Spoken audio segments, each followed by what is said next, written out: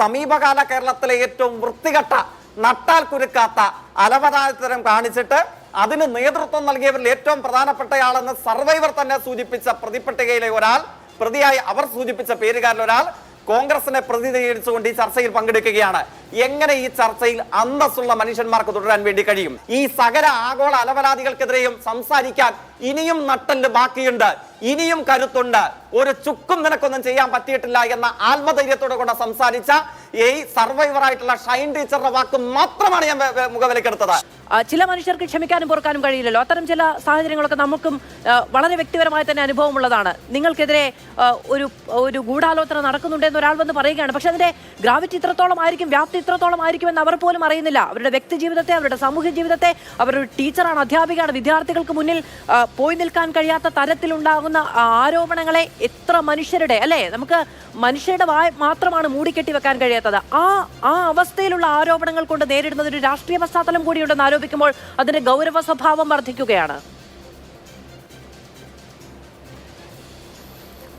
തീർച്ചയായിട്ടും നമ്മുടെ ഈ ചർച്ച എന്തായാലും മൂന്നാമതൊരു പ്രതിനിധിയിലേക്ക് എത്താൻ സാമാന്യനെ സുദീർഘമായി തന്നെ നീണ്ടുപോയിരിക്കുന്നു.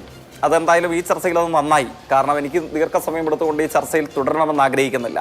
ഇപ്പോൾ ഇതിൽ സർവൈവറായിട്ടുള്ള എറണാകുളം പാർലമെന്റ് മണ്ഡലത്തിലെ ഇടതുപക്ഷ ജനാധിപത്യ മുന്നണിയുടെ സ്ഥാനാർത്ഥിയും CPIM-ന്റെ സമുന്നത വനിതാ നേതാവും കൂടിയായിട്ടുള്ള ഷൈൻ ടീച്ചർ അവരുടെ അഭിപ്രായം ഈ ചർച്ചയിൽ പങ്കുവെക്കുകയുണ്ടായി. പൊതുവിൽ നമ്മുടെ നാട് ഇത്തരത്തിലുള്ള സൈബർ ലിഞ്ചിങ്ങിനെ സംബന്ധിച്ച് പല കാലയളവിൽ ചർച്ച ചെയ്തിട്ടുണ്ട്. അത് വ്യത്യസ്ത രാഷ്ട്രീയ ആശയധാരയിൽപ്പെടുന്നവരുടെ വിട്ടുകളി കൂട്ടം, അങ്ങോട്ടും ഇങ്ങോട്ടും നടത്തിയ വാരിയേറുകൾ, അതൊക്കെ പലപ്പോഴും ചർച്ചയ്ക്ക് വിധേയമാക്കപ്പെട്ടിട്ടുണ്ട്. ഞാൻ മനസ്സിലാക്കുന്നു ഒട്ടൊക്കെ കേരളത്തിൽ അല്പ ശ്രദ്ധയോടുകൂടെ രാഷ്ട്രീയത്തിൽ ചിന്തിക്കുകയും ഇടപെടുകയും ചെയ്യുന്ന പക്വതയുള്ള കേരളത്തിലെ ഉയർന്ന രാഷ്ട്രീയ നിലവാരം പുലർത്തുന്ന പല ആളുകളും അതിനെ ഒന്നും അങ്ങനെ അങ്ങ് സാധൂകരിക്കാനോ ന്യായീകരിക്കാനോ നിന്നിട്ടില്ല. പല ആളുകളും പൊതുവിൽ അതിനെ തള്ളിക്കളയാൻ വേണ്ടിയിട്ടാണ് ശ്രമിച്ചിട്ടുണ്ടായിരുന്നത്. പക്ഷേ ഇടതുപക്ഷ രാഷ്ട്രീയത്തിൽ പ്രവർത്തിക്കുന്ന സ്ത്രീകൾക്കും വിശിഷ്യ സ്ത്രീകൾക്കും പൊതുവിൽ ഇടതുപക്ഷ പ്രവർത്തകർക്കും നേരെ സൈബർ ആക്രമണം വരുമ്പോൾ ആ ആക്രമണത്തിന്റെ പ്രത്യേകത എന്താണ്? ഇപ്പൊ ഇന്നത്തെ വളരെ പ്രധാനപ്പെട്ട സവിശേഷകരമായ ഒരു കേസ് കൂടെയാണ്. ഇതിനോട് ചേർത്ത് നിർത്താനോ സമീകരിക്കാനോ കഴിയുന്ന ഒരു സൈബർ ആൾക്കൂട്ട ആക്രമണം കേരള രാഷ്ട്രീയ ചരിത്രത്തിൽ തൊട്ടുമുമ്പ് എവിടെയും ഉണ്ടായിട്ടില്ല. മുമ്പ് വടകരയിൽ ആദരണീയായ കേരളത്തിന്റെ മുൻ ആരോഗ്യമന്ത്രി ശൈലജ ടീച്ചർക്ക് നേരെ സമാനമായ ഒന്നും ഉണ്ടായിട്ടുണ്ട്. ഇന്ന് അതിനെയും കവച്ചു വെക്കുന്ന, അതിനെയും തോൽപ്പിക്കാൻ കരുത്തുള്ള എല്ലാവിധ ലക്ഷണമൊത്ത തോന്നിയാസങ്ങളുടെയും ആകത്തുകയാണ് ഈ കഴിഞ്ഞ ദിവസങ്ങളിൽ ഷൈൻ ടീച്ചർക്ക് നേരെ ഉണ്ടായിട്ടുള്ളത്. ഇതിന്റെ പ്രത്യേകത എന്താണ്? ഇതിപ്പോൾ കേരളത്തിലെ കോൺഗ്രസിന്റെ ഏതെങ്കിലും പ്രതിപക്ഷ നേതാവിന്റെ തന്നെ വാക്കുകൾ കടമെടുത്താൽ അന്തസ്സുള്ള കോൺഗ്രസ്സായി കരുതാനേ കഴിയിട്ടില്ലാത്ത ആഗോള അലവലാദികളായിട്ടുള്ള ഏതെങ്കിലും ഒരു സംഘം മാത്രമാണ് ഇത് നടത്തുന്നതെങ്കിൽ ഇതൊക്കെ അവനവന്റെ നിലവാരം, ഇതൊക്കെ അവരവരുടെ കാര്യം എന്ന് പറഞ്ഞ് നമ്മൾക്ക് തള്ളിക്കളഞ്ഞേനെ. ഈ പ്രചരണം നടത്തുന്നത് ആരാണ്? ഈ പ്രചരണം നടത്തിയവരിൽ ഏറ്റവും പ്രധാന പദവി അലങ്കരിക്കുന്നതായി ഇതിലെ സർവൈവർ ചൂണ്ടിക്കാട്ടിയ ഒരാൾ ഇന്ന് തുടച്ച് വെടിപ്പാക്കിയ മുഖവുമായിട്ട് ഈ ചർച്ചയിൽ മാതൃഭൂമിയുടെ ഫ്ലോറിൽ വന്നിരിക്കുകയാണ്. എന്നിട്ട് അതിനെ സംബന്ധിച്ച് ലോകമെമ്പാടുമുള്ള മാതൃഭൂമിയുടെ പ്രേക്ഷകരോട് ക്ലാസ് എടുക്കുകയാണ്. എന്താണ് ബന്ധങ്ങളിലെ പുരോഗമനപരത, എന്താണ് സാമൂഹ്യ രാഷ്ട്രീയ ബന്ധങ്ങളിൽ നമ്മളെല്ലാവരും സൂക്ഷിക്കേണ്ട മാന്യത, മര്യാദ, ഇതിനെയൊക്കെ സംബന്ധിച്ച് സമീപകാല കേരളത്തിലെ ഏറ്റവും വൃത്തികെട്ട നട്ടാൽ കുരുക്കാത്ത അലവലാതിത്തരം കാണിച്ചിട്ട് അതിന് നേതൃത്വം നൽകിയവരിൽ ഏറ്റവും പ്രധാനപ്പെട്ടയാളെന്ന് സർവൈവർ തന്നെ സൂചിപ്പിച്ച പ്രതിപട്ടികയിലെ ഒരാൾ, പ്രതിയായി അവർ സൂചിപ്പിച്ച പേരുകാരിൽ ഒരാൾ കോൺഗ്രസിനെ പ്രതിനിധീകരിച്ചുകൊണ്ട് ഈ ചർച്ചയിൽ പങ്കെടുക്കുകയാണ്. എങ്ങനെ ഈ ചർച്ചയിൽ അന്തസ്സുള്ള മനുഷ്യന്മാർക്ക് തുടരാൻ വേണ്ടി കഴിയും? ഇത് ഇപ്പോഴത്തെ മാത്രം അനുഭവമാണോ? കോൺഗ്രസ് വക്താക്കളായി ഇതേപോലെ ചാനൽ ചർച്ചയിൽ വന്ന് മത്സരിച്ചിരിക്കുന്ന എത്ര ആളുകൾ ഇതിന് സമാനമായ പോസ്റ്റ് ഇട്ടു?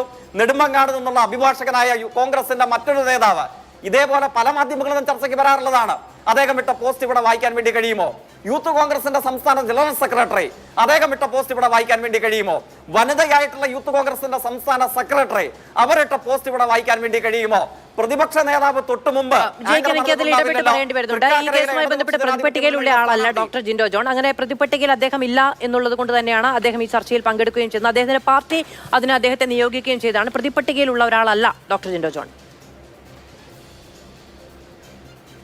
അങ്ങ് എന്റെ വാചകം കേൾക്കുന്നതിൽ അങ്ങേക്കെന്തോ തകരാർ സംഭവിച്ചു എന്നാണ് ഞാൻ മനസ്സിലാക്കുന്നത്. അങ്ങ് സംശയമുണ്ടെങ്കിൽ PCR-നോട് ചോദിക്കണം. പ്രതിപട്ടികയിൽ ഉണ്ടാകണമെന്ന നിലയിൽ ഏറ്റവും പ്രാഥമികമായി വിക്ടിമൈസ്ഡ് ആയ സർവൈവറായ ഷൈൻ ടീച്ചർ മൊഴി നൽകിയതിൽ ഏറ്റവും പ്രധാനപ്പെട്ട പേരുകാരിൽ ഒരാൾ, പബ്ലിക് ഡൊമൈന് മുമ്പിൽ വാർത്താ സമ്മേളനം നടത്തവെ സൂചിപ്പിച്ച ഈ ആഗോള അധമന്മാരുടെ പട്ടികയിലെ പേരുകാരിൽ ഒരാൾ എന്റെ മുമ്പിൽ പ്രതിപട്ടികയിൽ പോലീസ് അച്ചടിച്ചു തന്ന പേരുകളല്ല ഉള്ളത്. എന്റെ മുമ്പിൽ സർവൈവറായി ഈ ചർച്ചയിൽ പങ്കെടുത്ത, ഈ അസാധാരണമായ അതിക്രമം ഏറ്റുവാങ്ങേണ്ട വന്നിട്ടും കേരള രാഷ്ട്രീയത്തിന് മുമ്പിൽ നെഞ്ചൂക്കോടുകൂടെ നിലപാട് ഉയർത്തിപ്പിടിച്ച ഈ സകല ആഗോള അലവലാദികൾക്കെതിരെയും സംസാരിക്കാൻ ഇനിയും നട്ടല് ബാക്കിയുണ്ട്, ഇനിയും കരുത്തുണ്ട്. ഒരു ചുക്കും നിനക്കൊന്നും ചെയ്യാൻ പറ്റിയിട്ടില്ല എന്ന ആത്മധൈര്യത്തോടു കൂടെ സംസാരിച്ച ഈ സർവൈവർ ആയിട്ടുള്ള ഷൈൻ ടീച്ചറുടെ വാക്ക് മാത്രമാണ് ഞാൻ മുഖവിലക്കെടുത്തത്. അത് മാത്രമാണ് ഞാൻ കോട്ട് ചെയ്തത്. അവർ പ്രതിയായി ചൂണ്ടിക്കാണിച്ച ഒരധമനുമായും എനിക്ക് ചർച്ച ചെയ്യാൻ ആഗ്രഹമില്ല. ഒറ്റ കാര്യം പറഞ്ഞുകൊണ്ട് ഞാൻ എന്റെ ഭാഗം അവസാനിപ്പിക്കുന്നു. ഈ ചർച്ചയിൽ നിന്ന് വിടവാങ്ങുന്നു. ഇതിനെ ന്യായീകരിക്കാൻ ഈ അധമ സംഘം ഇപ്പൊ പ്രചരിപ്പിക്കുന്നത് എന്താണ്? കേരളത്തിലെ ഇടതുപക്ഷ നേതാവായിട്ടുള്ള മുൻ മുഖ്യമന്ത്രിയുടെ പേഴ്സണൽ സ്റ്റാഫിൽപ്പെട്ട ഒരാളിട്ട പോസ്റ്റ് അത് ഞങ്ങൾ പ്രചരിപ്പിച്ചു. അതാണോ കുറ്റം ചോദിക്കുകയാണ്. ഞാൻ യൂത്ത് കോൺഗ്രസ്സുകാരനോടൊന്നും ചോദിക്കുന്നില്ല, ആങ്കറോടൊന്ന് ചോദിക്കട്ടെ. നമ്മുടെ എം.ഒ. മത്തായി ആരാണ്? പണ്ഡിറ്റ് നെഹ്റുവിന്റെ, മുഖ്യമന്ത്രിയുടെ പേഴ്സണൽ സ്റ്റാഫ് ഒന്നും അല്ല കേട്ടോ, പണ്ഡിറ്റ് നെഹ്റുവിന്റെ പ്രൈവറ്റ് സെക്രട്ടറിമാരിൽ ഒരാളാണ് എം.ഒ. മത്തായി. റിമനിസൻസ് ഓഫ് നെഹ്റു ഏജ് എന്ന പുസ്തകമുണ്ട്. ഷീ എന്ന പേരിലുള്ള ഒരു അധ്യായമുണ്ട്. എങ്ങനെയാ ആങ്കർ നമുക്കതൊന്ന് വായിച്ചാലോ? മുൻ പ്രധാനമന്ത്രി പണ്ഡിറ്റ് നെഹ്റുവിനെ കുറിച്ച്, മുൻ ഇന്ത്യൻ പ്രധാനമന്ത്രി ഇന്ദിരാഗാന്ധിയെ കുറിച്ച്, കോൺഗ്രസ്സുകാരനായിരുന്ന പ്രൈവറ്റ് സെക്രട്ടറി ആയിരുന്ന പ്രധാനമന്ത്രിയുടെ ഓഫീസിനെ അധികാരത്തോടെ കൈകാര്യം ചെയ്ത നേതാവ്, അയാളുടെ ഓർമ്മക്കുറിപ്പ് എഴുതി വെച്ചിട്ടുണ്ട്.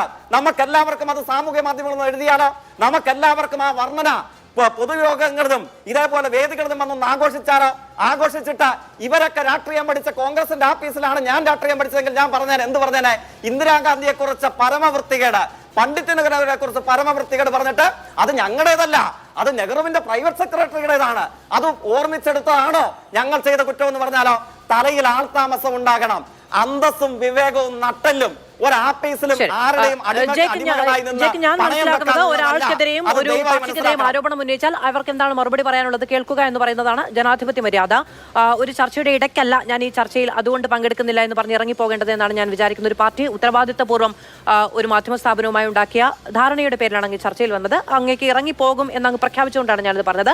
ആരോപണങ്ങൾ ഉന്നയിച്ചാൽ കേൾക്കുക, അതിന് മറുപടി പറയുക എന്നുള്ളതാണ് ചർച്ചയുടെ സ്വഭാവം.